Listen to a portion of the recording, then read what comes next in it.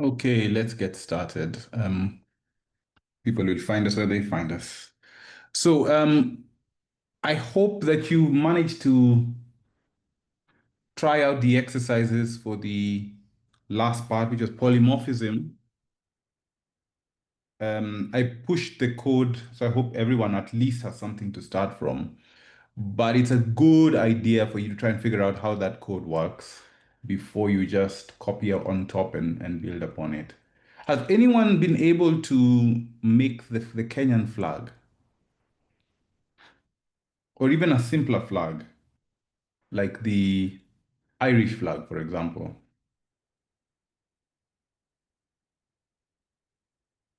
or the Tanzanian flag? That is slightly more nuanced.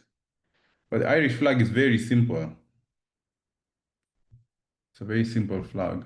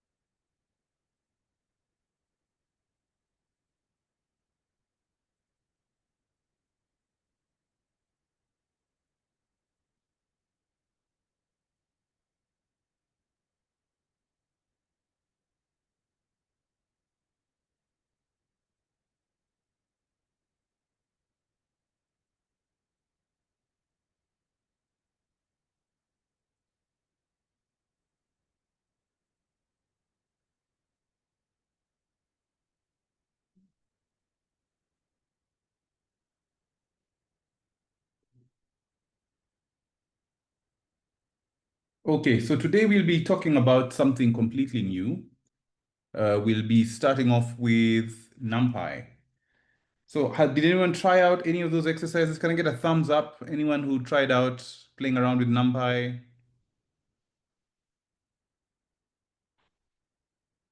Nobody. Okay.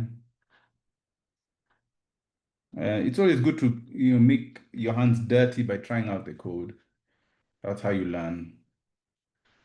Okay, so let's talk about NumPy.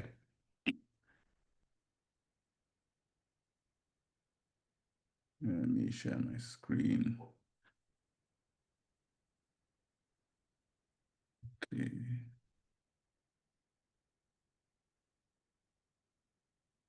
Okay, so we'll be talking about NumPy today. And NumPy is one of the libraries that if you want to have a career in, I don't even have to be in scientific computing, but in computing of any importance, whether that be software development proper or data science, then you have to learn NumPy. So what we'll do today is we'll just do a tour of NumPy and we'll just touch on a few things in NumPy uh, to give you a flavor of what NumPy is and how it works. And again, we are building on the TOC model. So the idea of TOC is that you have types and then you have operations and you have constructs that come with any language.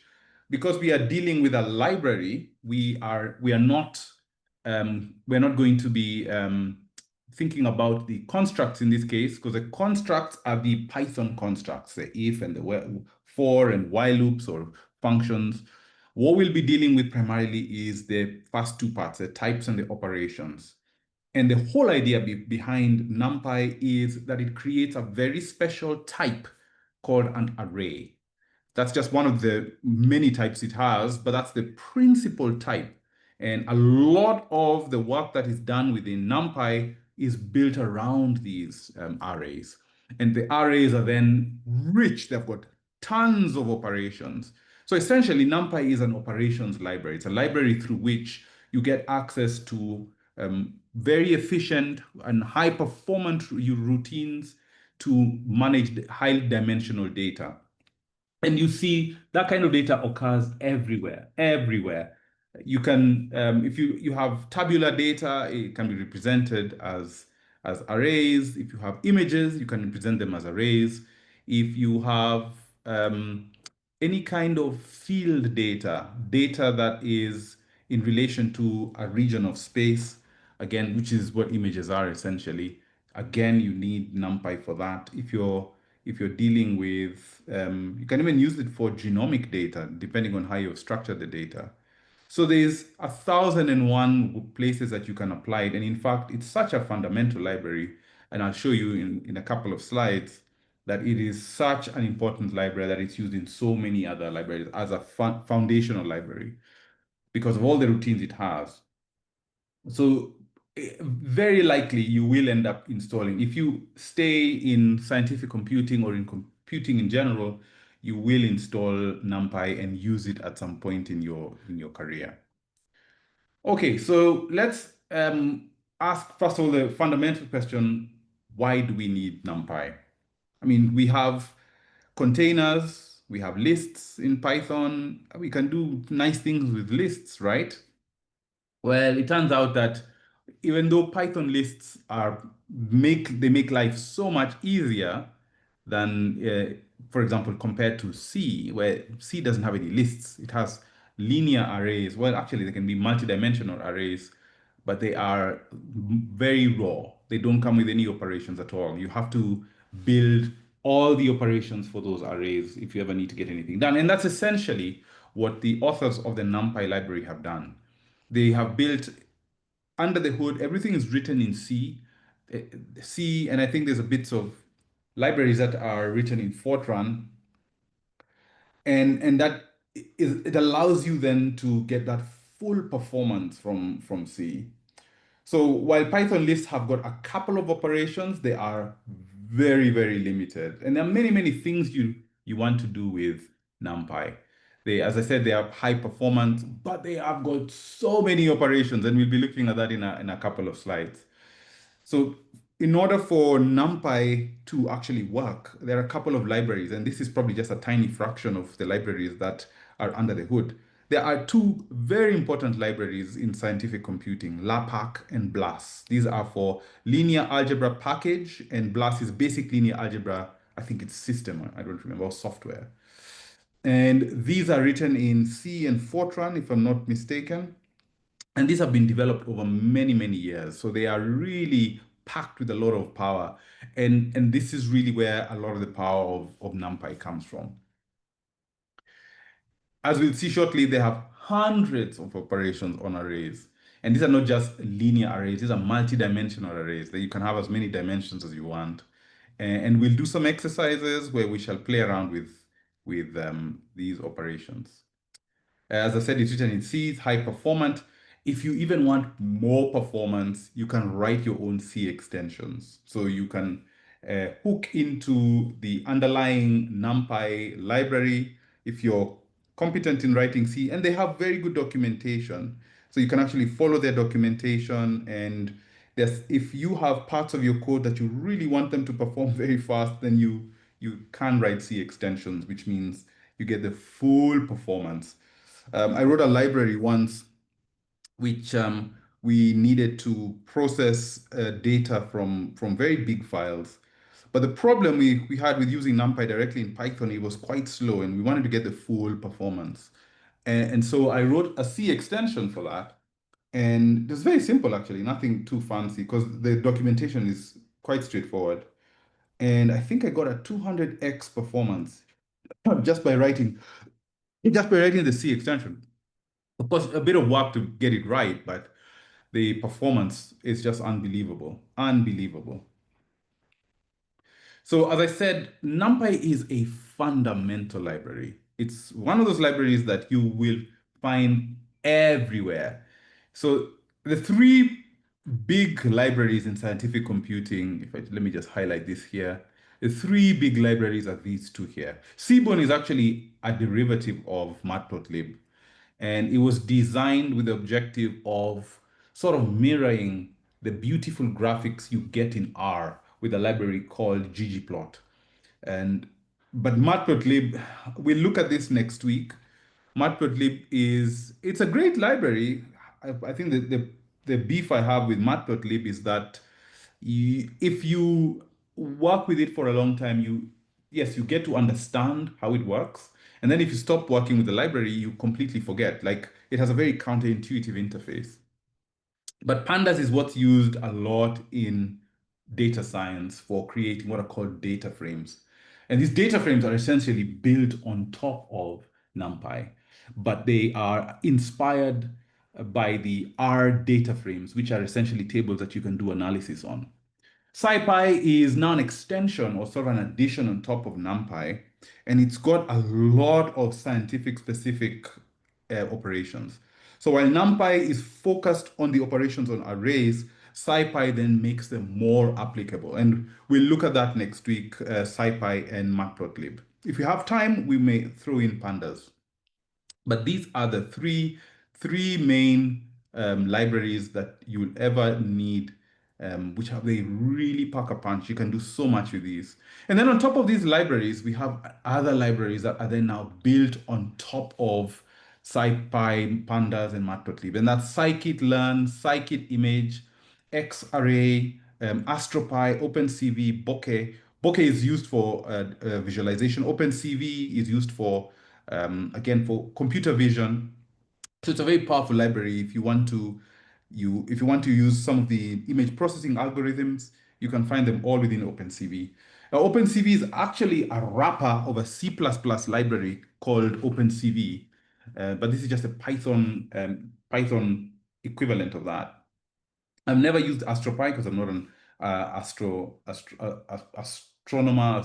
I don't know what the right phrase would be, but I've never worked with AstroPy. But I would not be surprised if it has very specific astronomy operations within it. Xarray is a very clever extension of NumPy, which allows you to have what I think are actually stateful arrays which are aware of, they have really nice operations, which really improve the performance of, or the range of things you can do with an arrays.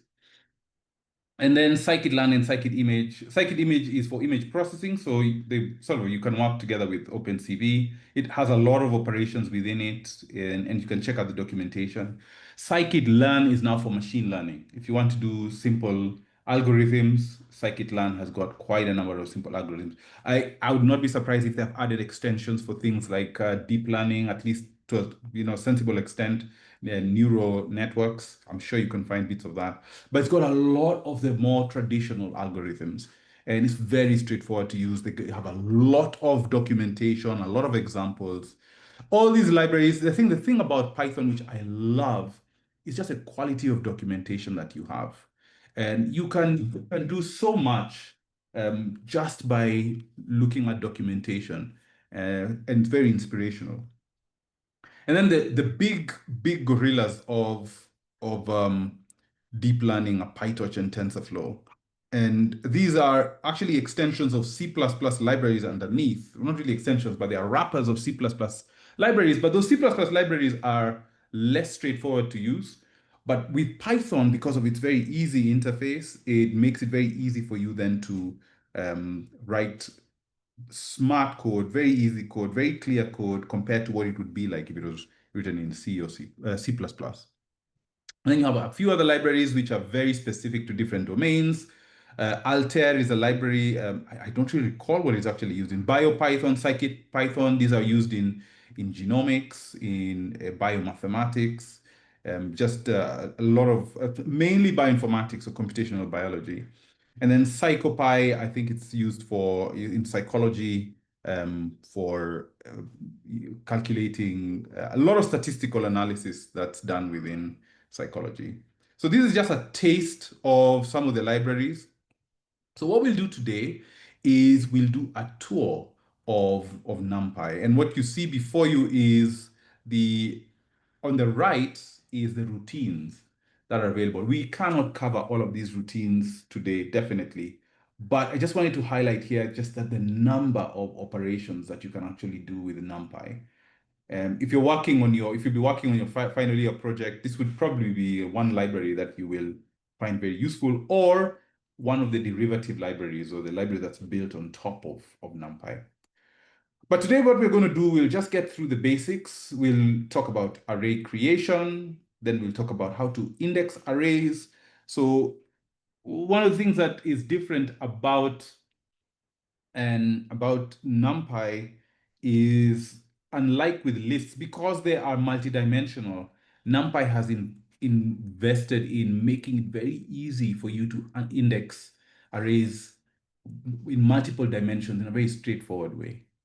And then we'll do assigning multiple values. And then we look at data types. So one of the cool things about NumPy is you can create arrays with different types, and we'll see what those types are. And then we look at how to iterate over arrays, and then we'll go through a couple of operations. And we will look at some exercises. So I won't do this now. That's going to be an exercise for you later. So why don't we hop onto PyCharm and get started with NumPy. So for us to actually do anything meaningful, I'm going to close this here. We need to have NumPy installed. So for us to install NumPy, I don't know what you're using, but I'm assuming that you'll be using PyCharm, because I noticed that some of you are on your mobile phones, some of you are using VS Code. So ideally, what we want to do is we want to install NumPy. I may have NumPy installed. Let's just check what Python packages I have. Well, I do have it installed, and I can uninstall it. Let me uninstall it, and then, so I'll just uninstall it for illustration purposes. I want to show you how to install packages without using this nice interface here. So what I'm going to do is I'll open the terminal, and let's just make sure that this is nice and big. Oh, I want to have, how do I make the text larger? Because it's probably too small for you to see. It doesn't give me an option.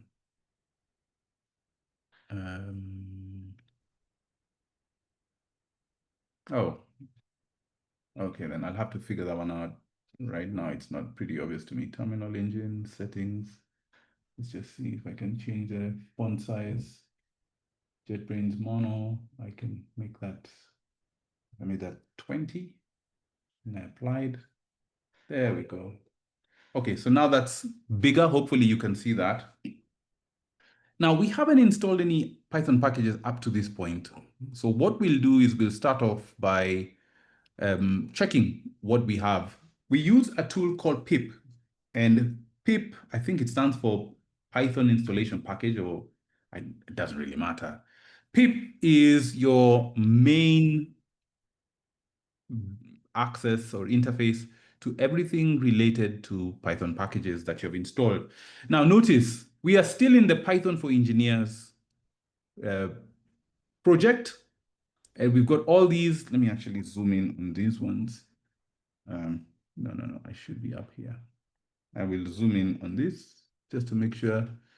I want this to also be big. Resize, stretch your left. Well, but essentially we have our project, we have the code from our project. Hopefully the font on that is bigger. But we can open the terminal, and once you open the terminal, we can then use pip to find out what is available, what is installed. You can say pip list. If you run pip list, then you'll see the packages we've installed. Remember, I don't know if I did this with you, but there's a random words library. Now you can actually view a bit more information by saying pip list -v. If you've been in the Linux world, you'll know the meaning of this is quite standard across many commands, and -v stands for verbose. So if I run that with verbose, it not only tells me the package and the version, it also tells me the location where it is installed. So as you can see, it's installed inside the project directory, inside the .venv. So that's our virtual environment file. If I listed the contents of this directory, that directory doesn't appear. Notice there's no .venv here, because dot on the Linux and Unix systems means hidden file.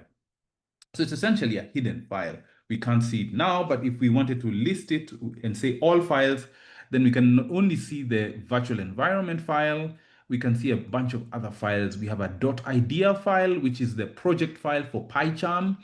And then we have a .git, which is our Git repository. So you can play around with these. It's just good to have a familiarity of working on the terminal. And so that's what I'm trying to do here. Okay, so we said pip list -v.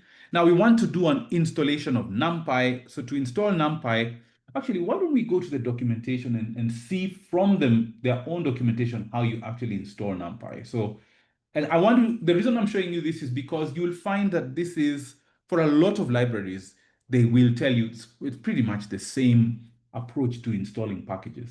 So if you go to the user guide, it tells you a little bit about NumPy, and then it shows you how to do an installation. So it assumes that you're comfortable using the terminal, which is what I've tried to illustrate to you. Try and spend your time getting confident in the terminal. If you work as a telecommunications engineer, you will have to do this. You will have to do this, and especially on Linux machines. So if I were you, I'd install Linux onto your machine, onto your laptop, as either internally within Windows or in a dual boot system, so that you can start to get to grips with using these commands and running programs on the terminal. So there are many ways of doing this. If you're doing it in a project-based way, then there's a new tool called UV. UV is a very high-performance Python package manager. And then there's a cross-platform one called Pixie. We're not going to go into that. This is if you're using something called Conda. So Anaconda is a project which allows you to build virtual environments that are not restricted to Python packages. You can have C applications, you can have anything, absolutely, even C, even Linux utilities on a Windows machine, you can get them through Conda. And then there are system package managers. If you're installing for example, Brew is what you'd use on a Mac. And for Linux, you'd use APT. Windows, I don't know about this, is something called Choco, so that's great. And then you can also, if you are feeling particularly daring, you can install it from source. Now, I wouldn't try this out at the beginning because there's a lot that needs to happen. There's a building from source guide in the NumPy documentations. And let me just show you how this can get really unwieldy because you need to install, this is an unstable version. So you need to install a lot of dependencies and then you build it from source and they show you how to actually do that. I wouldn't recommend doing this at all, especially when if you want to get your hands dirty, please go ahead and install it from source. You're going to learn so much. But what we'll do is we'll just use the environment based and we'll use pip. So we'll say pip install NumPy. And it's going to begin the whole process of downloading it. Well, since I had installed it before, it finds it in a cache. It's like a temporary storage that I had, and it'll just install it directly from that. And I'm installing version 2.3.3. Now, what pip allows you to do, and maybe I'm going to add this into your documentation, is pip allows you a lot more options. You can install very specific versions of software. So let's just do a search for pip and just look at the documentation for that. So let me zoom in here. So you can find it on SciPy, which is the Python package index.org. This is where all Python packages are put by default. But this is such a fundamental package. It's used for installation of all Python packages. And therefore, it's got a lot of very good documentation. And you can see information on how to use it. So pip's documentation, I'll just put this for you in the chat. And you can see getting started. There's a lot of information. Again, pip is installed using, I don't know how you actually install it. You install it using pip. Ensure you have a working pip. So usually pip will be installed by default. And then you can install packages and it gives you all that. So this is very handy for you to have on your side. But let's come back here to so now that we've installed NumPy, we can test that NumPy is properly installed by running Python -c, which means run this on the console, import NumPy. And we should expect to see nothing. If you get nothing, it means that NumPy is correctly installed.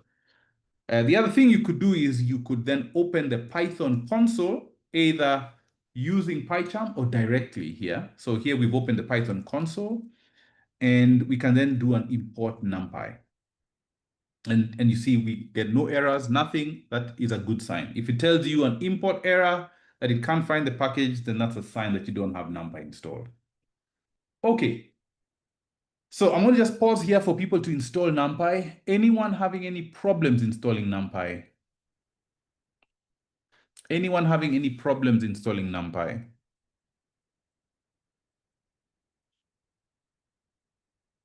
Shall I assume that you all have? So if you have installed NumPy, can I get a thumbs up, please?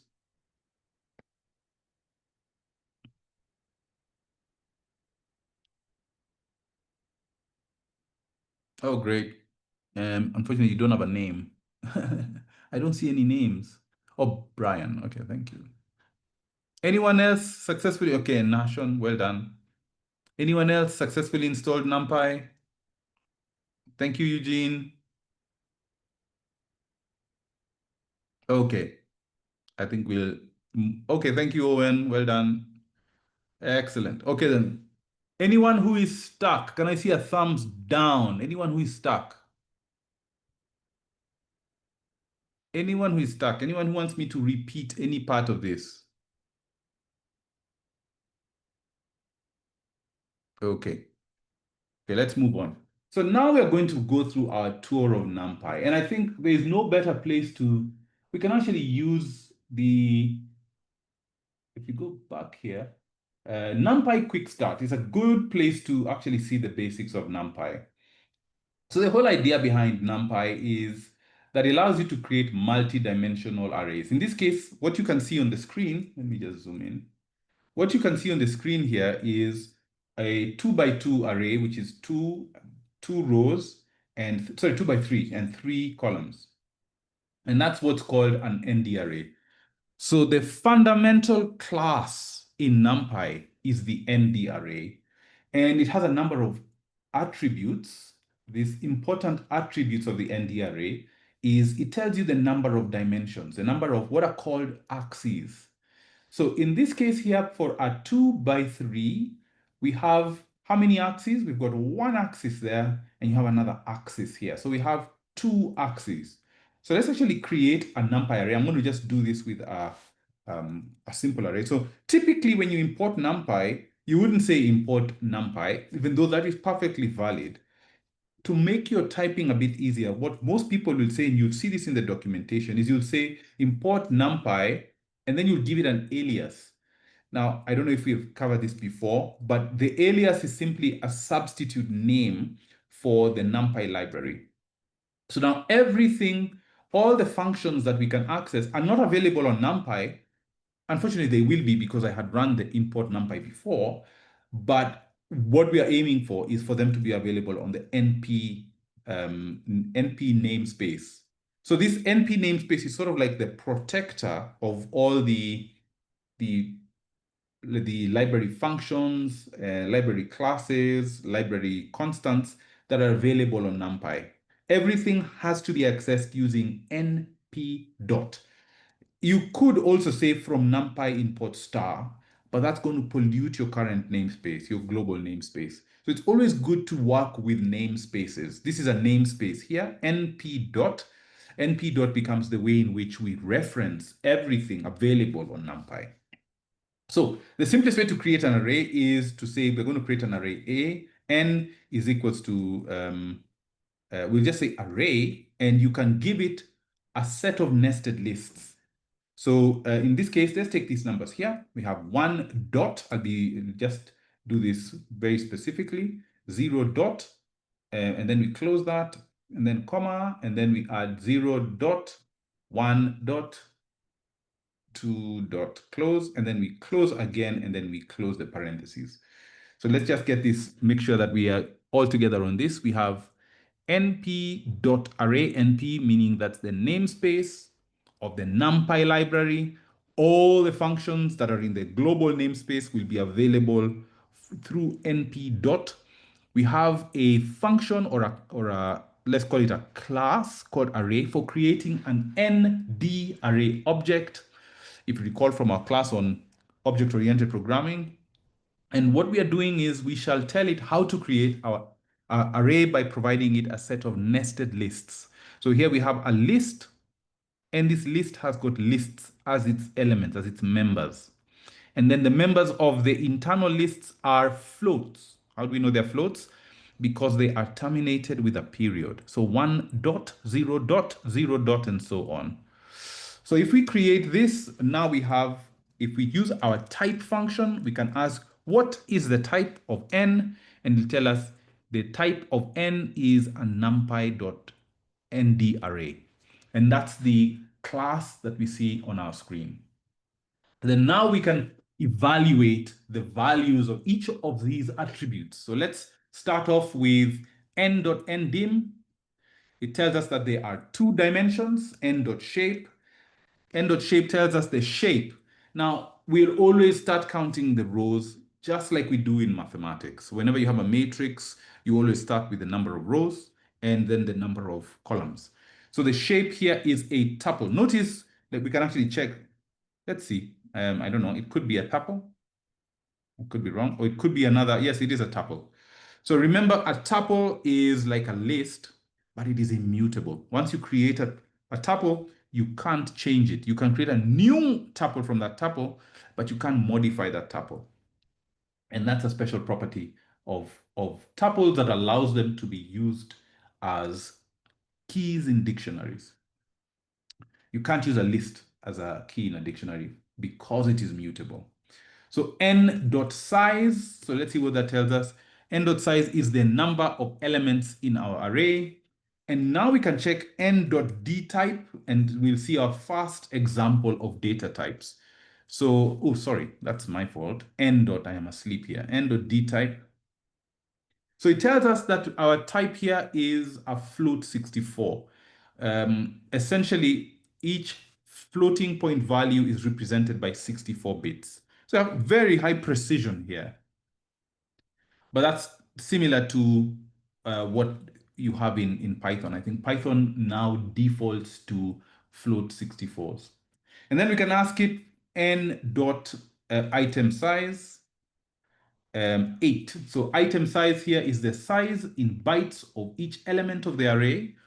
So each element, remember we said it's a float 64. Now, float 64 means we have 64 bits. If we have 64 bits, how many bytes do we have? We've got 8 bits in a byte. So how many bytes do we have float 64? We've got 8 bytes, and that's the number of bytes.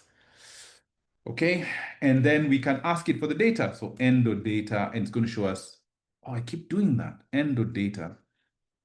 And the data is located at this memory location.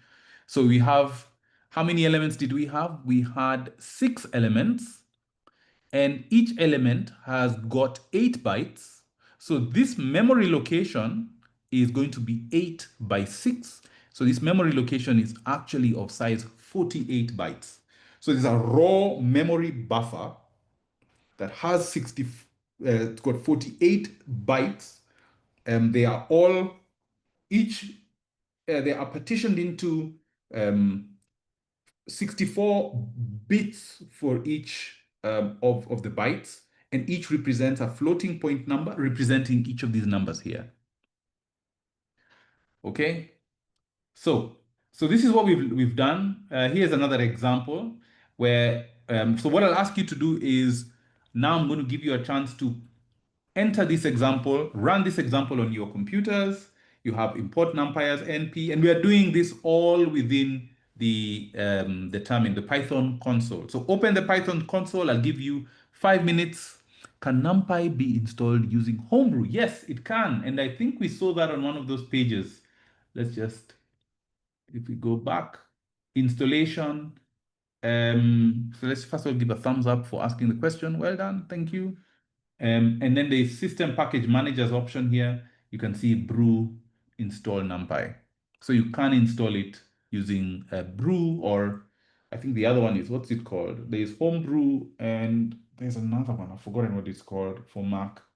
but I think Brew has become just the most popular. I think I tried the other one and it just frustrated me, but I'm not going to name them. So in case so we've installed NumPy and we're now on the quick start. So what I want you to do now is to do this example here, and then we'll move on to array creation and go into a little bit more detail.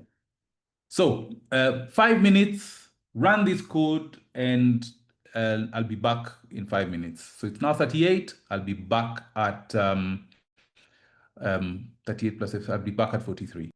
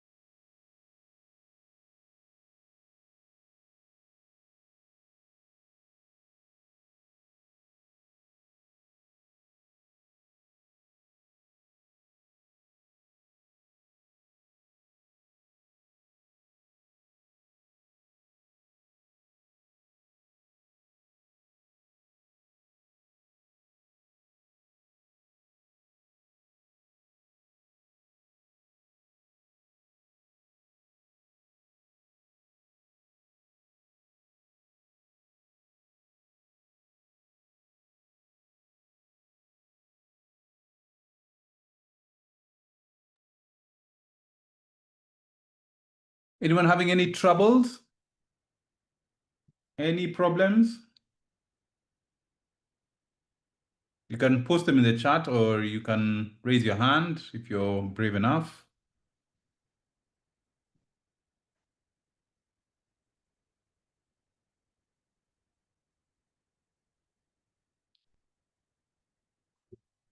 Okay, so similarly to what we had before, as I said, we import numpy as np, and then we can use, there's a function called arange. So arange is a different function from what I showed you before. It then creates an array from a range of numbers. And just like the range function, so it's very similar to the range function which we looked at in Python, but it's an array range. So it gives you the numbers from 0 to 15. So it excludes the number that you put in there. Provided, of course, you could specify different parameters for the A range, and it could include 15 depending on what you want it to do. So let's just do that quickly. So A is equals to np.arange and 15. Now, because it's used for making arrays, if we just said A range, it's going to make for us a linear array. So A, if you look at A, it will just be a linear array. And its dimensions, if you look at the shape of A, the shape of A is 15 by nothing. So it's just one long thing. Remember what I said about tuples? A tuple has to have at least one comma for it to be a valid tuple. If you have just parentheses, that's not going to be a tuple. But then there's a special construction method that is associated with that, and that is called reshape. So what that does is, and obviously this only makes sense if the values of the reshape are actually the factors of the 15. So 15 can be partitioned into 3 times 5. So we're making a 3 by 5 array. So if we say a dot range, we do that again, but now we do that with a reshape, and we say 3, 5, then that gives us now a different type of array. So you see it's 3 by 5. And again, now we say a dot shape, then we see it's actually a 3 by 5 as we specified. You can, now we can then, let's do some indexing just to, I don't know if we do indexing here. So you can index the values of the array. So if I say A0, that's going to be the first, because arrays are now multidimensional, we can index each of the dimensions distinctly. So for example, I say A0, that gives me the first array, the first row. And if I say A00, just like we would expect with, sorry, let's just do that again. A00, I would get the first element in the first row. So that should be the number 0, and you see it's NP in 64. So it's actually telling me that it's not just the number 64, it's the number 64 in 64 D type. That's a data type.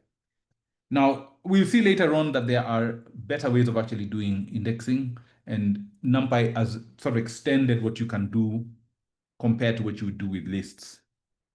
So we've done the type, we've looked at the size, we've looked at the item size, and then, okay, so here's a second array. B is a second array, which is 6 by 7 by 8. And I think the reason they're doing that is so that later on you can actually do some np.array. And maybe we'll do some products of that. I don't know, but let me just create it so that it can be available. 6, 7, 8.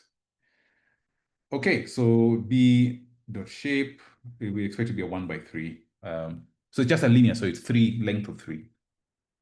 Okay, so that's it for just a simple example. Now let's dive into array creation. Now, when it comes to array creation, there are many, many, many, many ways to create arrays.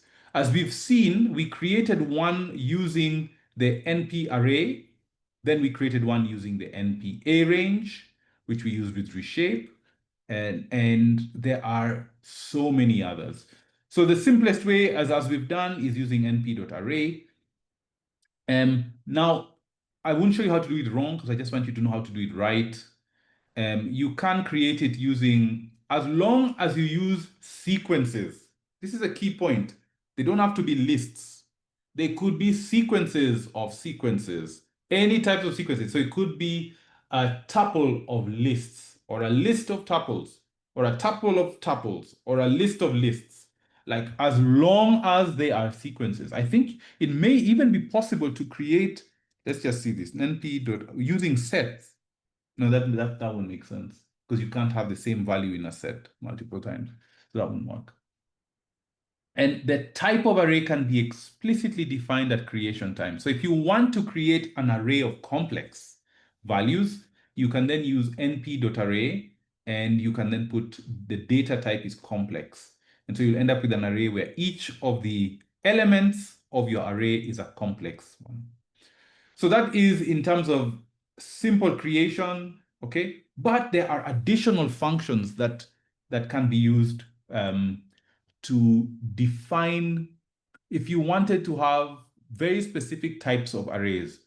So here we want, if you want an array which will only have zeros, then we can use np.zeros, and we specify the dimensions are 4, 3 by 4, and it's going to give us all zeros.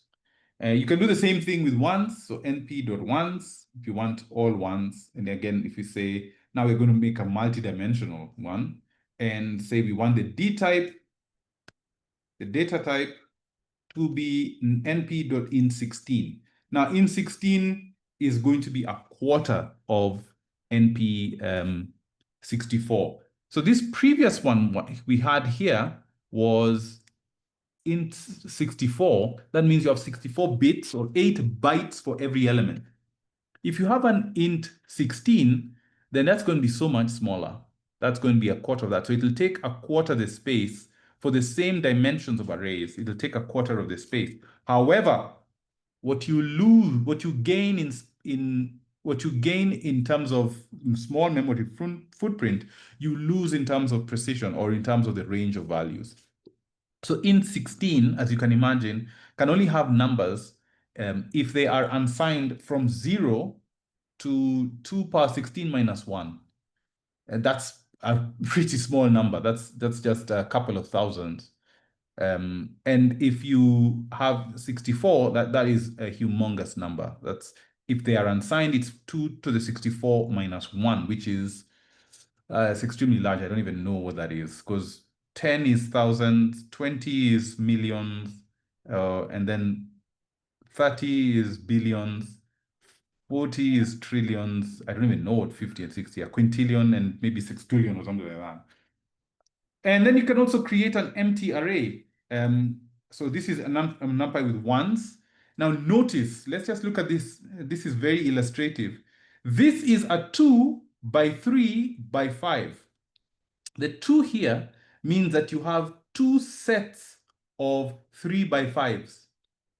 So you have a 3 by 5 here, and you have a 3 by 5 here, but your first index or your first axis is to choose which of the 2 3 by 5 arrays you're picking. And then you can choose an empty. So if you say np.empty, now if you say empty, what it does is it actually just gives you random bytes. So the bytes are just not initialized. In our case, they actually do look like they're set to 0, but they're actually, it may vary. And that's what they say here in the documentation. There's no guarantee that they're going to look like anything in particular. So you can't rely on them.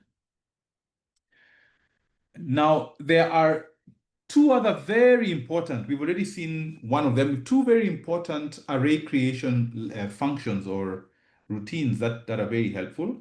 One we've seen is arange, which gives you can specify the range. When we used it previously, we only used it with 1 value. So it assumed, therefore, that it will start at 0. And maybe now would be a good point for us to look at the API documentation. It's always good to look at the API documentation because that shows you what the description of the different methods or different functions or different operations are. So if we go to numpy.org and then we go to the documentation, there are different parts of the documentation. There is a getting started guide. There is a user guide. If you want more in-depth, non-instructional information. And then there is the API reference. So the API reference is really what we are interested in. If you want to contribute to NumPy, if you want to add to the functionality that's available and fix bugs and write documentation, then you can always go to the contributors guide. But I want us to look at the API reference because it's really instructive. So at the beginning, you'll see something that takes you through the module structure, the different modules that are available. So there's a NumPy at the top, and then there's exceptions, anything to do with fast Fourier transforms, anything to do with linear algebra, polynomials, random, dealing with strings, doing testing, and typing. And there are special purpose libraries. There are C types, D types. There's eMath for working with automatic domain. I do not know what that is. Utilities and functions, we do not fit in the main namespace, so this is just a dumping ground. And record arrays, I have no idea what these are. And these are small module which holds information about the version. So that's an overview of the NumPy modules, how the different modules are packaged, the way the different functions are organized. And then this is now where a lot of the API documentation is. So for NumPy arrays, they go through a lot of detail into how the arrays are actually structured in memory. So this is a good reading. Like if you really want to understand, then this is very good reading if you want to get a good grip of what's really going on under the hood. But what I was bringing us here for was to look at the actual API. And I want us to look at the NDArray. So there's the NDArray function. So this is the fundamental class. So the NDArray is it's a multidimensional container of items of same size, type, and size. So it has to be homogeneous. The number of dimensions is specified by the shape and so on. So this is just describing the type itself. So remember, in types, operations, and constructs, we're not going to be talking about constructs here. We are just talking about a new type. And this type is our NDArray. So this goes into a lot of detail about the NDArray. And it talks about the internal memory layout of an NDArray, how it calculates offsets, and it has different ways by which you can access data, either a C or a Fortran order of accessing the bytes. But we're not going to go into that. What I really want you to look at is the attributes here, the attributes about an NDArray. They are flags, and we can actually see that for our N. So if you look at the flags, it tells us some things about this particular array. If it is C contiguous, then it is true. F contiguous, it's set to false, and we can modify that if we need to.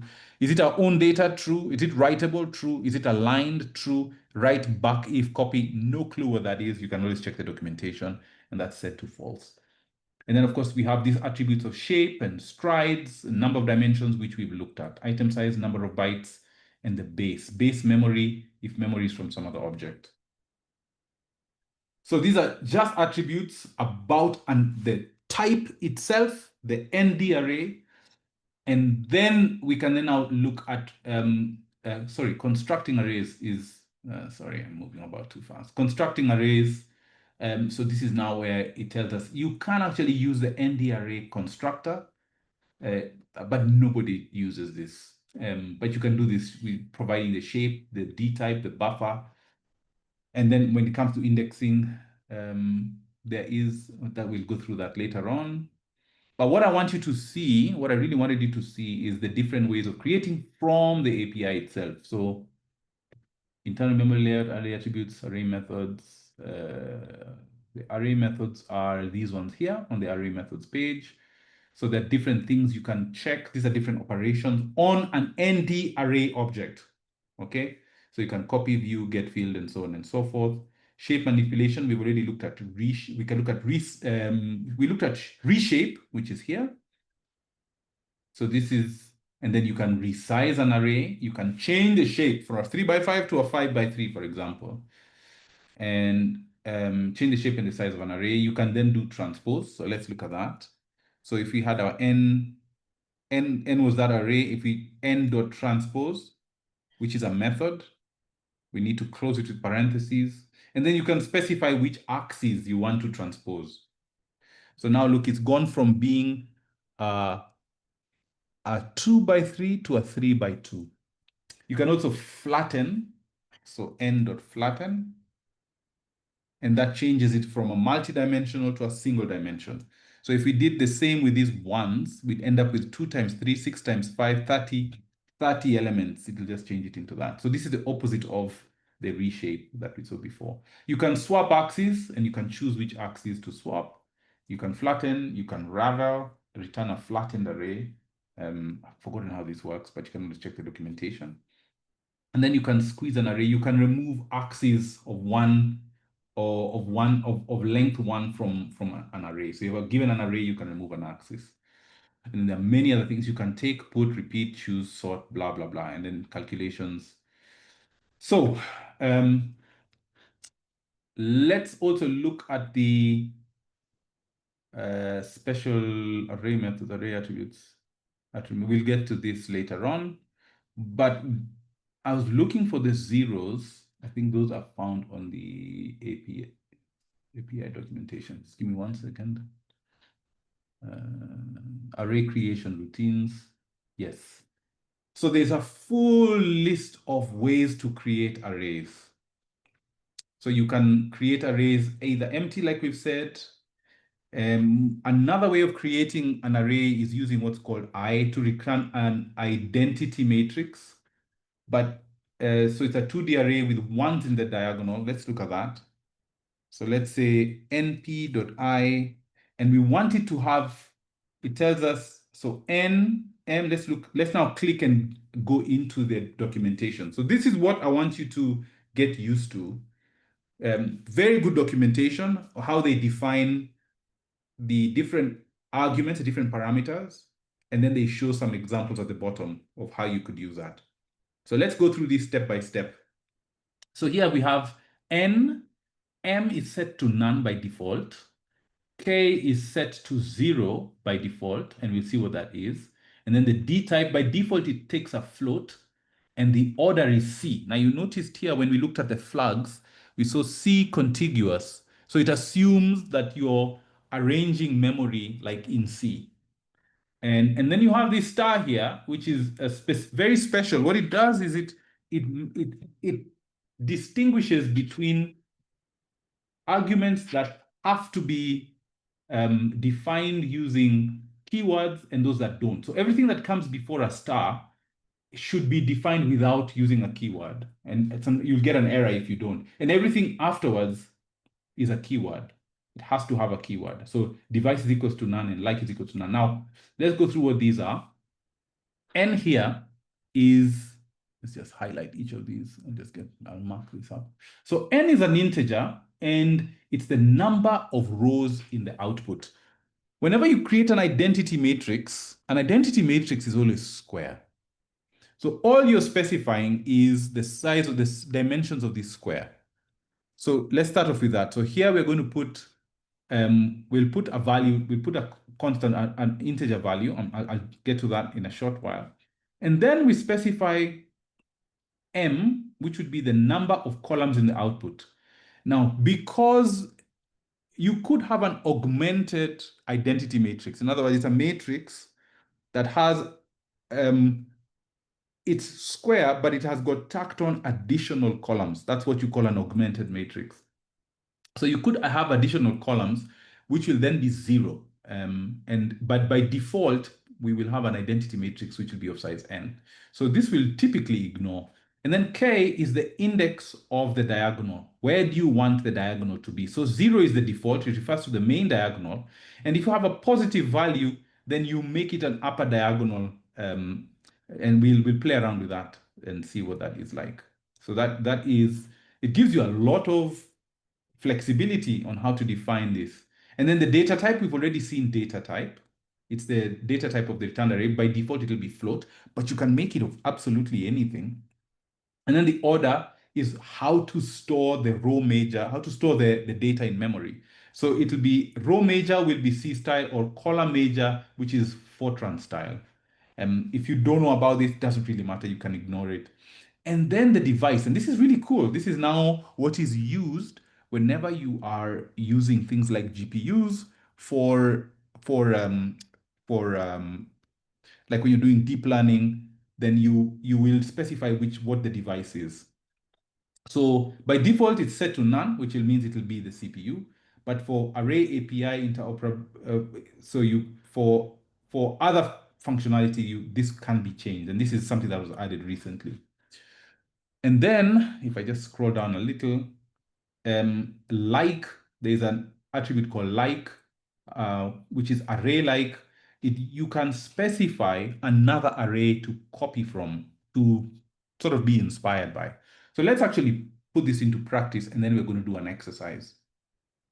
So what we want to do is we want to create an identity matrix. We're going to make it a 10 by 10 identity matrix. We'll add an M value later on, and then we'll see what happens. We will keep K to 0, which means we'll use the main diagonal, but we'll change the D type. So let's say D type is equals to, we'll say np dot, we'll make it an int 64. Okay, we'll leave all the other parameters the way they are.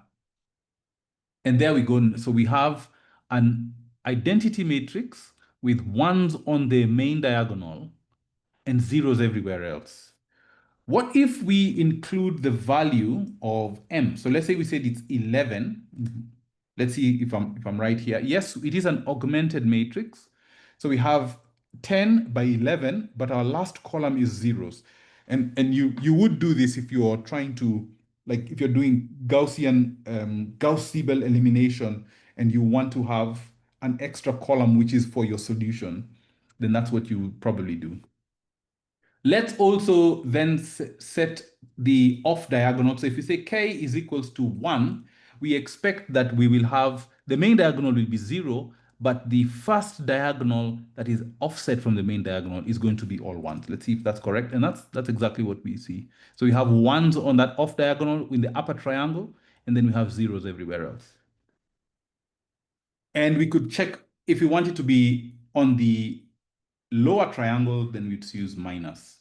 So when we go down all the way there. Okay, anything else we want to play with here? Okay, so this is a good point at which I will put for you in the chat the links to the various pages that I've shown you. And I'd like you to then do an exercise. So in this exercise, we're going to do array creation and basic operations. So let me minimize the size of my, okay.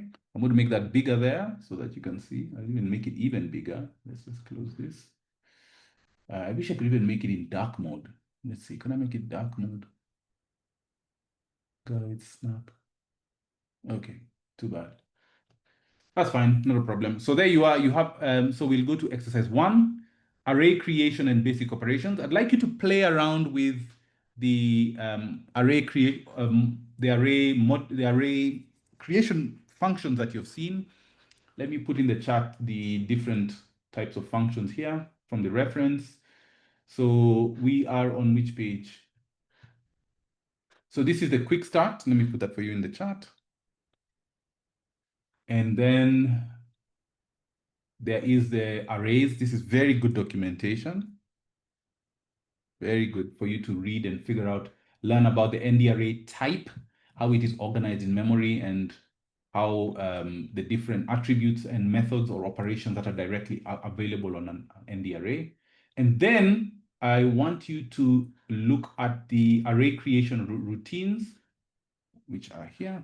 And I'd like you to play around with them for this particular exercise. So I'll put them all in the chat, and I'll put back this on the screen. And I'm going to give you 10 minutes for you to just do this exercise, and then we'll come back together and put our heads together and see what we can do. Excellent. 10 minutes, that means I'll be back at 9:16.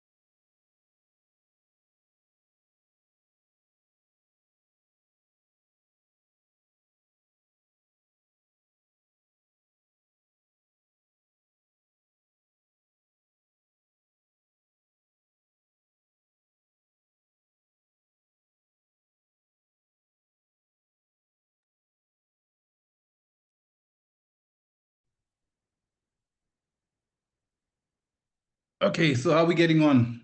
Anyone got stuck? How many people have tried this out? Anyone got stuck?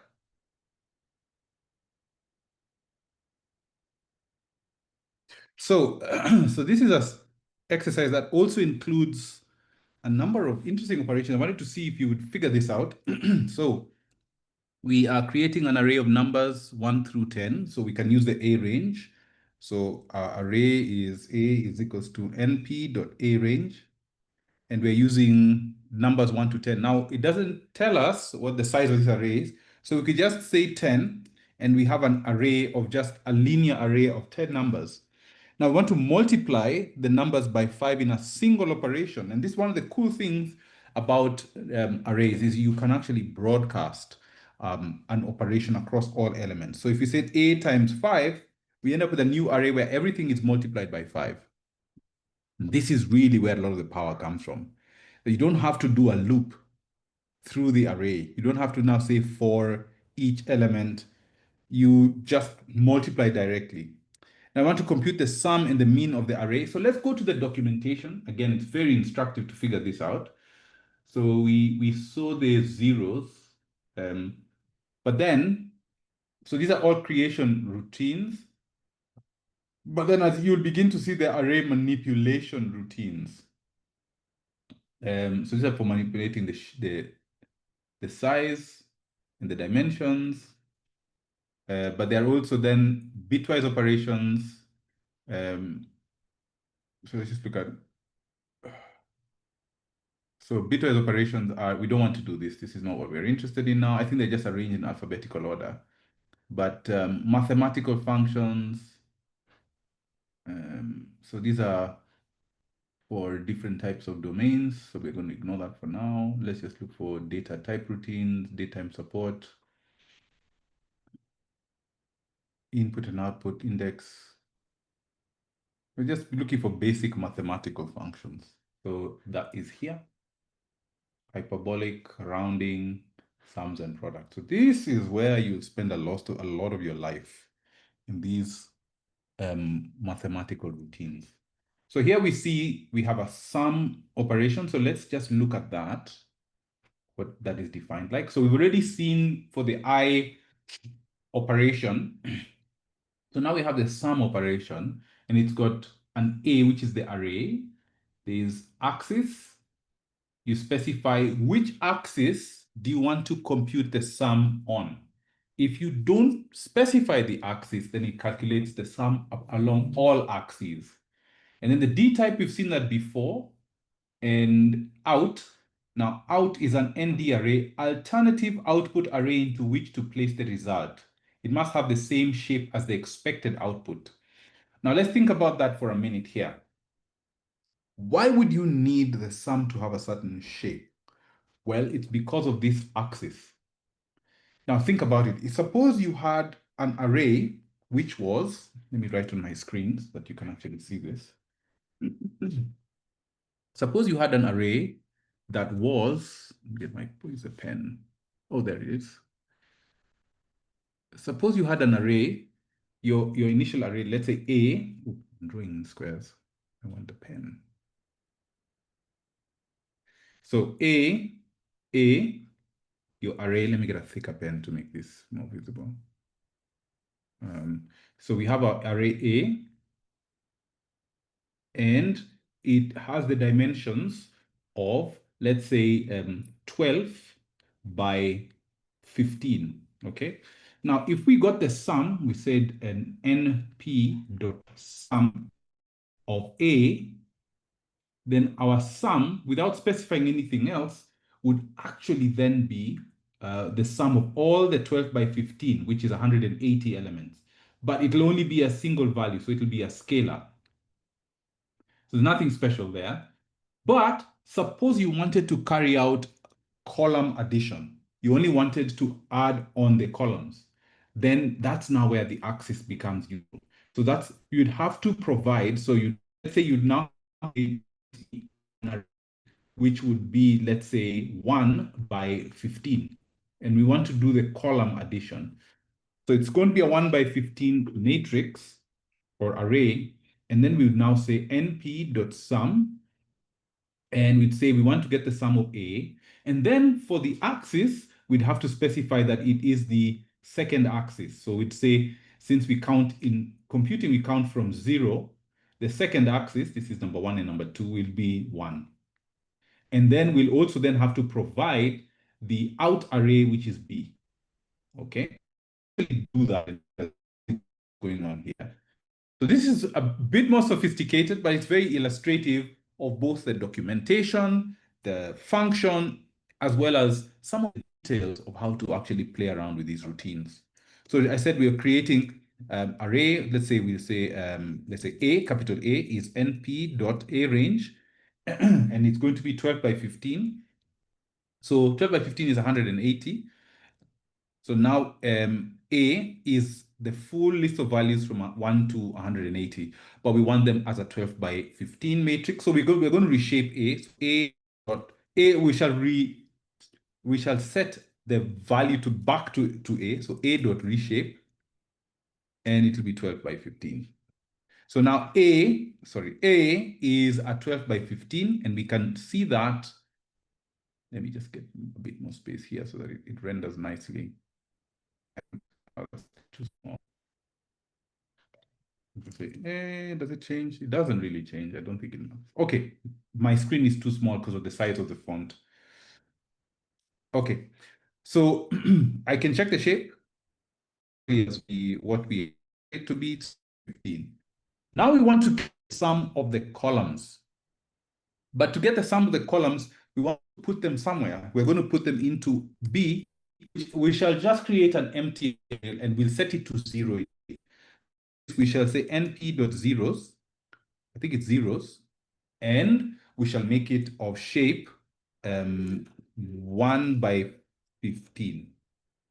So now B is just full of zeros.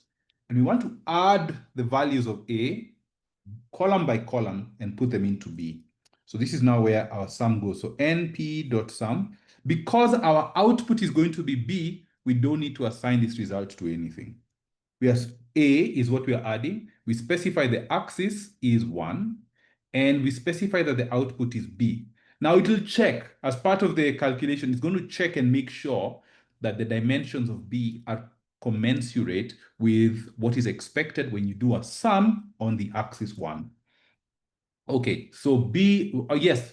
So this is a good error for us to have. I have a syntax error. Can anyone point out what my syntax error here is?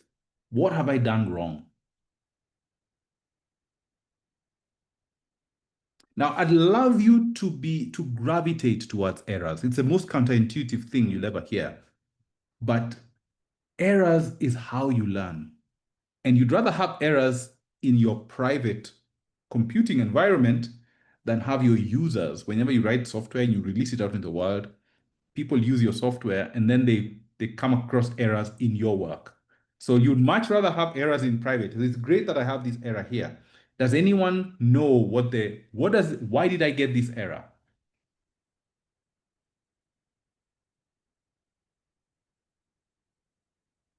It's written right there. And how should we fix it?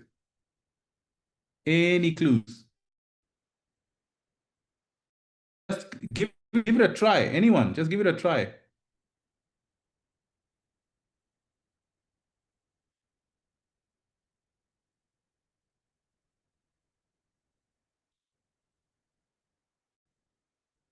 Put a comma after B. Okay, let's try that. Thank you, top marks, Owen, for trying. Let's just give Owen some love.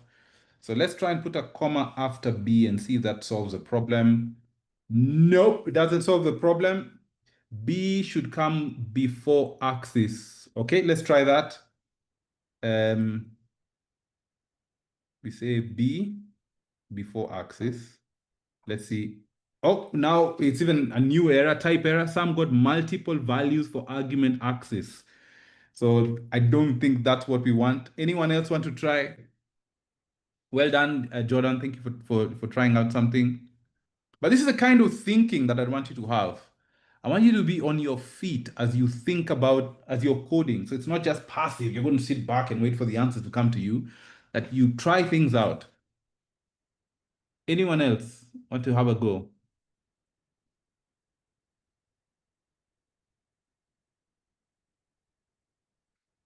What was the initial error? I'll just paste this into the chat. One of the things I like about Zoom is that they now allow backticks. So it actually appears as code, syntax error, positional argument. What does that mean? I want you to go back to day 3 when we talked about constructs. And it was all there in the manual, the book. I think I have it here. On day 3. And we talked about, or at least I hoped you read about, let's just see, def construct arguments. I don't know what page that is. This is a bit annoying. Let's go all the way. So this is the thing about when you're programming, like it is so finicky. Any little error, and this is what makes some people frustrated, but at the same time, this is the true power of being able to work with code, is that it really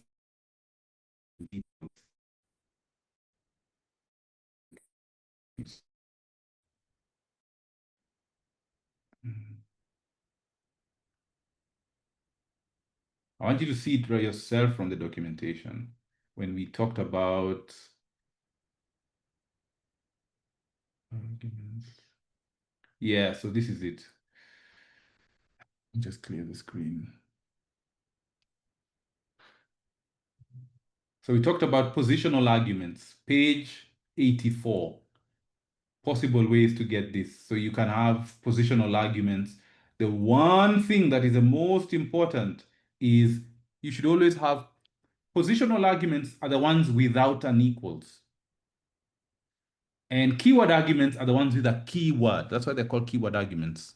And if you remember when we talked about this on day 4, we're talking about the args, quark. No, that was on day 5. We're talking about inheritance. And if you recall the star, args, double star, quags, keyword arguments are the keyword arguments with a keyword, keywords in order. What you should never do is put keywords. It will actually fail, and that's what has happened here. We have positional argument, B, without a keyword, which is after a keyword. So what we need to do, if we go back to our documentation, what we need to do is, as we said, that you see the positional arguments always come first, and then the keyword arguments come after. And this has a keyword called out. So it needs to be associated with a keyword. All arguments should be formatted something like this. Excellent, Eugene. Thank you very much. So top marks to Eugene. So I have to say out is equals to B. Now I have a new error. Let's just figure out what this is. This is good. I love it. So we have A axis out B. Okay, so it says we have a trace back. And if you look at the last line of the trace back, that's usually where what we're really interested in. So here it says value error. The out parameter for reduction operation has the wrong number of dimensions. Found 2, but expected 1. Found 2, but expected 1. So what do you mean by that? What do they mean? I mean, genuinely, I'm trying to solve these problems. So and I love it that it's happening live. So out has only got 1 dimension. Does it have only 1 dimension? B has only 1 dimension. It's 1 by 15. But what does it expect? So it expected 2 out parameter for reduction operation, which is a sum, dimensions 2. It expected, so I see the problem here. So it's doing a reduction. The reduction operation is the addition. Okay, let's again, and let's look at B. So A is, it's got 2 dimensions as we expect, and we want to add the columns. And B, if you look at B, so if you looked at B.shape, so B actually has 2 dimensions. Even if it's a 1 by 15, we expect it expected to have 1 dimension. So essentially B, when I created When I created B, I said it's zeros 1 by 15. And what I should actually have said is just make it 15. So b.np zeros. Let's see, this may fail also. And I just say 15. It should have only one dimension. So if you look at the shape of B, it is only 15. So let's try that again. I'm using my up arrow here to go back to the ones that I am. And okay, so again, we still have an error. np.sum and value operands could not be broadcast together with remap shapes. So 15 to 15 by new axis. I don't understand now. This is interesting. So we expect, if we said, okay, the simpler way we could do this is just let it print out the result, np.sum, A, and then we said axis is equals to 1, and we don't put the out. So it does give us the sums of the columns, you can see here. The shape, should I have given you? I should have given you a 12 by. Now, I think what axis, let's just look at axis again. Axis or axes along which a sum is performed. The default axis is none. We'll sum all the elements in the array. If axis is negative, it counts from the last to the first axis. If axis is a tuple of ints, a sum is performed on all of the axes specified in the tuple instead of a single axis. So how would we specify axis? So this is very, very instructive because it forces us then to go back to the NumPy, to go to the API and look at the array objects, the ND object, and then look at the axis attribute. So we have, where is the axis attribute?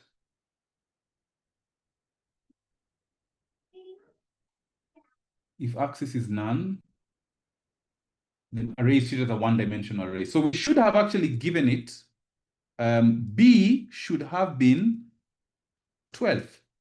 So then if we say out B, then that would then now give us the correct answer. So what if we said axis 0? This is where sometimes it gets a bit confusing. So let's go back here and we say axis 0. Axis 0 will actually be the columns. And then axis 1 would be the rows. Well, that's very counterintuitive, but it's very illustrative of why you need to play around sometimes interactively before you figure things out. So not only have we done a sum now, we've done a sum in a particular axis. Okay, so that's good. So there we've done the sum. We've multiplied all numbers by 5 and we've computed the sum. Let's calculate the mean of the array. So to calculate the mean of the array, let's go back to our API. Here we were at the sum. If we go back to mathematical functions, we should be on the routines.math. Then there should be something like the mean somewhere here. Exponential, other special functions. They probably go then with statistical functions. I don't know if it's with statistical functions. Let's just check here and see. The arithmetic operations is add. Now, if you ever get stuck finding a particular function, you can always search. There's a search at the top. But I would always advise try and get familiarity with the way the documentation is structured. I know that sounds counterintuitive, but it will mean that you will have then, the index will be in your mind as opposed to having to rely on the search. When you rely on the search, you don't learn the structure of the documentation. So I think here mean is found in statistics. So mean, so let's look at that. So we have A again, and if you say np.mean of A, it gives us the value is 89.5. When you think about it, it's the same as saying np.sum of A divide by the number of elements. I think, what was that? It was, if we go back to the API for the NumPy NDarray, I think there was a way we could get the number of elements, item size. Size was the number of elements in the array, so it is a.size. Now, just to be clear, I know this is a bit confusing here. Let me just take a minute to bring your attention to a number of things. The operations available within NumPy are functions. So we call them as np dot something, and they take an array. The attributes of an array are found on the array object itself. So that's why we say a dot size. So anytime you're using the routines, it will always be np dot something for the name of that function, whether it is a sum or a exponent or whatever it is. But the properties of the array are found on the array itself. So my expectation is that this will give us the same value, and that's it. We say 89.5. I'm going to pause here. Any questions? Any questions?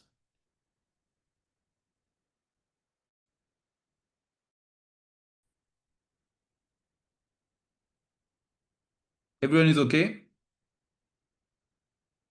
Okay, good. Okay, then. So let's now proceed. So we've looked at array creation. Now let's spend some time on indexing. And then we'll do another exercise on indexing arrays. So let's come back to our introductory document. I have a number of them open here and I can't figure out which was which, but I'll just go back to the user guide and then I'll go back to our quick start, because a quick start is where we have a lot of these useful things. So we've looked at an example, we've looked at array creation, we've looked at a number of these special functions, np.0, np.1s, np.empty. We've looked at a range. Another one that we haven't looked at, and it's used quite a lot, is called np.linspace. So np.linspace is used to create a linear space by specifying the boundaries and the number of intervals, okay? So let's have a go with that. So np.linspace, suppose we wanted 10 values from 0 to 9, okay? Let's keep it simple to begin with. So we'd say, I want 10 values from 0 to 9. I want you to create for me an array of the values that would be between. Now it's going to exclude the last value. I think it should exclude the last value. And then the last value we put in this argument is the number of them. So we want 10 of them. So that gives us, oh, it actually includes the last value. So if you wanted to have, because we're including the last value, we'd say make 11. Okay, so now we have 0, 1, 2, 3, 4, 5, 6, 7, 9, 10. Now, this is usually helpful whenever you want to, let's say you want to get your plotting and you need, and we'll see this when we work with matplotlib. If you want to plot on a grid and you want values for your X, then you use linspace to generate those values. So, so for example, what they've shown here is you want 9 values in between from 0 to 2 inclusive, 9 numbers from 0 to 2 inclusive, and you have 9 numbers including the 2 at the end, okay? So it'll be 0.25, 0.5, 0.75, 1, 1.255, 1.75, and 2. And you can do useful things like you can, so NumPy has a couple of constants. That's another useful thing I can show you quickly in the API documentation. So in the API reference, there is within, where is it? Routines and objects by topic, you have constants. Let me share this with you in the chat. And within constant, it's got the usual cast of characters. You've got Euler's constant, which is the base for natural logarithms. There's an Euler gamma constant. If you can, there's a link to that constant there. The number infinity. So there is a very specific definition of what infinity is according to IEEE 754 standard. So IEEE, for those of you who are engineers in the room, is the Institute of Electrical and Electronic Engineers. And then there is not a number, again by IEEE, a standard. There's new axis, a convenient alias for none when you're indexing arrays. There's pi also, and that's what we saw in that example. So pi, it gives you, I don't know how many places, but that's a reliable source of the number pi. So let's just come back here. So in this case, you can then use 2 times pi. So for example, if you want to plot sinusoids and you need several values of pi, then you need 100 here in this case. So it's 0 to 2 pi. and that gives you a number of points. And then you can then evaluate. So this is a nice example here. So we have, so x is equal to np.linspace 0 to 2 times pi. We'll have to import pi first from numpy. Actually, it should be available. There we go. So we don't need to do that. So x is equals to np.linspace 0 to times pi, and we want 100 of them. And then we want to calculate, so it should be np.pi, np.pi. So now if you look at x, we have 100 values of x, and now we can say np.x, so f is np.the sign of x. Now again, remember when we did the multiplication of our matrix times 5? The same thing, we can apply the sign of all the values in this matrix, and it's a simple broadcast operation. And now we have all these values of pi. And we can actually plot them. Let's see if I can do this. If I can do this quickly. So if I install matplotlib, so this could fail, but just keep fingers crossed for me. So we're installing matplotlib. You notice now it's much more involved than before when I installed NumPy, because I didn't have it in my cache, but it probably added to my cache. So now I have matplotlib installed, and I can say from matplotlib, what's that? Matplotlib. I think it's .py import pyplot. I think that's it. And then I say, we can say just pi, we just keep it very simple, pyplot. This might fail, x by f. Okay, so it has actually created a plot, and I need to find it. I don't know where it is. Oh, I think it's because of the way. Okay, let's say plot.show. Oh, list always has no attribute show. Okay. Okay, then I need to get it. Let's see. This could fail, as I said. No, I don't know where it is. It's showing up on my screen somewhere. No, I don't want this to be visible. Line 2. Okay, then. I don't know where it is. It's showing up somewhere. But anyway, it has plotted it. If we let's see.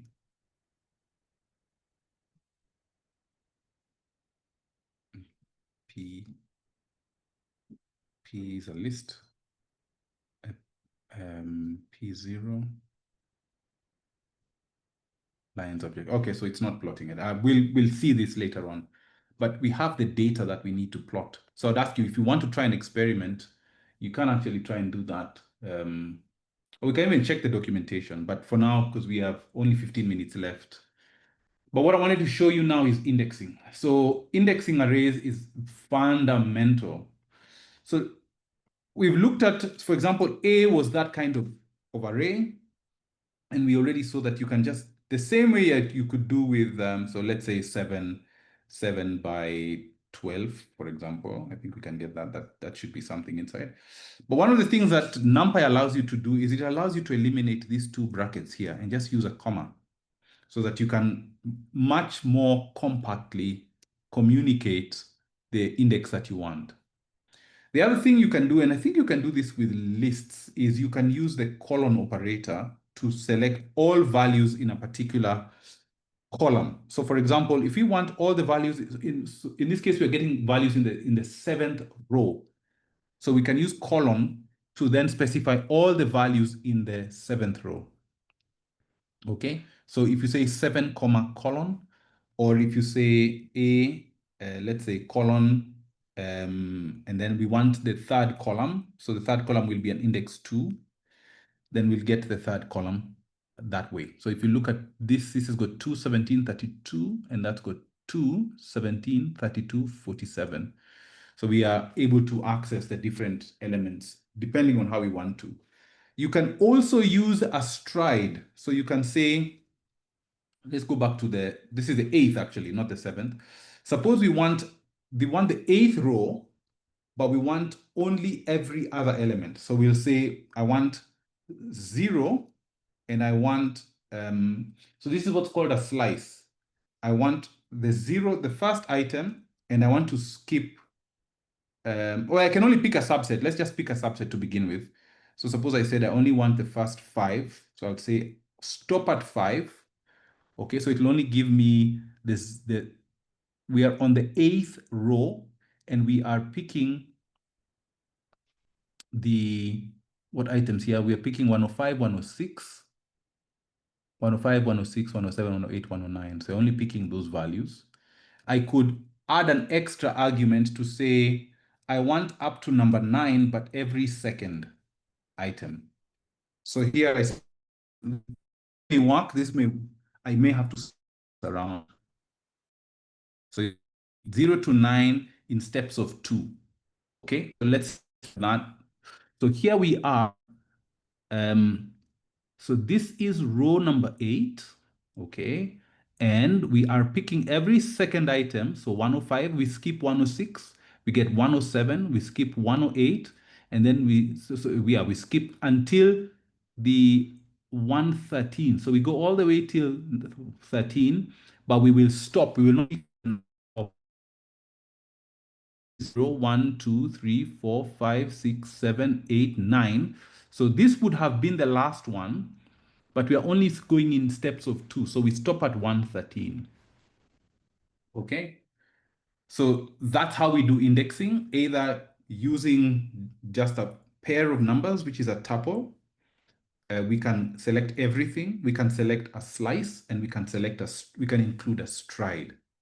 So let's do a quick exercise. I'll give you 5 minutes. Create a 3 by 3 NumPy array with values from 1 to 9. Extract the second row, extract the first column, and then compute the sum of diagonal elements. So that's a bit of a tricky one. Compute the sum of diagonal elements. So you may have to look through the documentation for that. For 5 minutes, and then we are going to, what do we have for the last one? Element-wise, we'll just do this quickly. Do an element-wise versus matrix operations.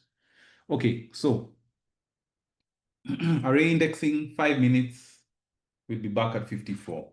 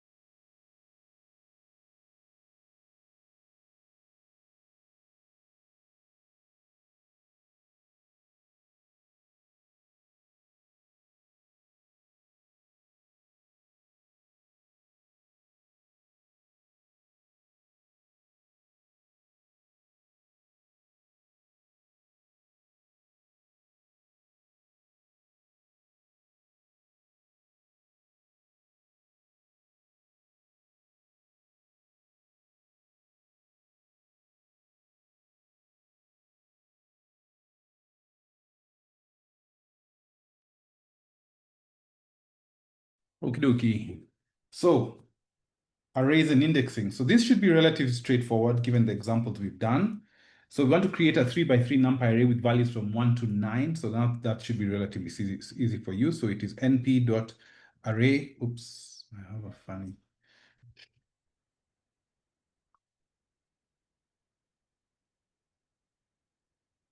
So np dot, and we are making it from values from 1 to 9. There are many ways we could do this. We could do it literally. So we could just say array, and we could actually give it the values themselves, but that's a bit tedious. So what we'll do is we'll use an A range, and we'll say from 1 to 9. So you have to be careful here. You have to be careful here. We have the values from 1 to 9, so we can't say 9. That'll be from 0 to 8. So we want it from 1 to 9. We have to say 1 to 9 to 10. Okay, and then we are going to reshape it to be 3x3. So now see, that's from 1 to 9. We want to extract the second row. How do we extract the second row? Can we enter that in the chat?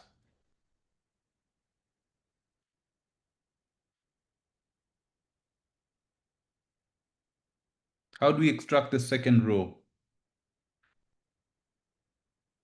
The whole row. And then the same thing, I'd like how do we extract the first column? So A1, thank you, Jordan. Let's try that out. So now you have put A1 colon. Let's see if that works. 1 colon. So that is not correct, but good try. Very good try. A1. So that C1.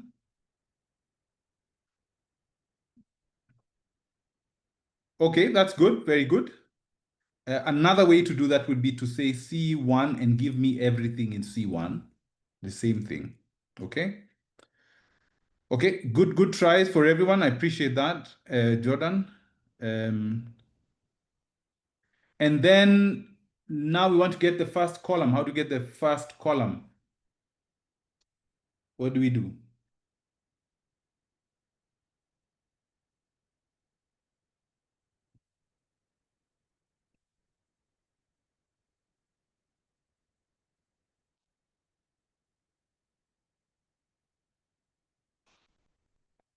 First column.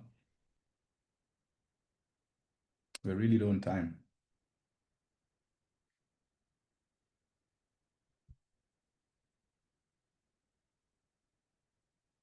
So we'll use colon, everything in the first column. But remember, it's the first column, so we have to index with 0. Okay. Now, unfortunately, it writes it out as a row, so that might be hard to see. 147 is the value that we have there. Then the third part is sum of diagonal elements. So now there are two ways to do this. The simplest way to do this is to, oops, sorry, I meant to give you a thumbs up. The simplest way to do this is, and the most obvious, is to actually get the index of the diagonal elements. But that is not very clever. There's a better way to do that, is you array, not manipulation. So what we want is, we want the, how do we get elements from input? Indexing routines. I think there should be a diag here, extract a diagonal. So this is in routines for indexing. So you can say np.diag of C. It gives you the diagonal elements, 159, but the question was to get the sum. So we np.sum the np.diag. Okay. And we get the value of 15. 1 plus 5 plus 9 is 15. So very quickly, let's now move on to the last one here, elements of versus matrix operations. Why don't we do this? I'm going to leave this for you as an exercise, and you'll use a new operation called, which looks like the @ sign, which is for matrix product. If you have two matrices, how would you multiply them element-wise, and how would you multiply them in terms of as a proper matrix multiplication? Before we go, what I want to do is I just want to emphasize, I really, really want to emphasize the API. The API is where everything is. So there are two parts. One part tells you about the ND arrays, which is what we saw here. So array objects. And then the second part tells you about routines. There's a part here about universal functions. You can read up on that, but that is sort of like extra. What's really important is understanding the type, the array object, and then understanding the routines by topic. This is where everything is. If you want to do DFT, if you want to do functional programming, if you want to do linear algebra, solving systems of linear equations, everything is here. If you want to do dot operations, vector operations, that's all part of your linear algebra. So, any questions in the last 5 seconds? Any questions?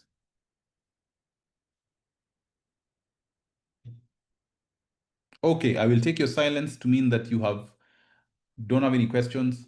So I'm going to see you next week. We'll arrange on a time when we shall now do SciPy and matplotlib, how to work with scientific functions in Python and how to plot and do various kinds of visualizations. Have a lovely weekend. Bye.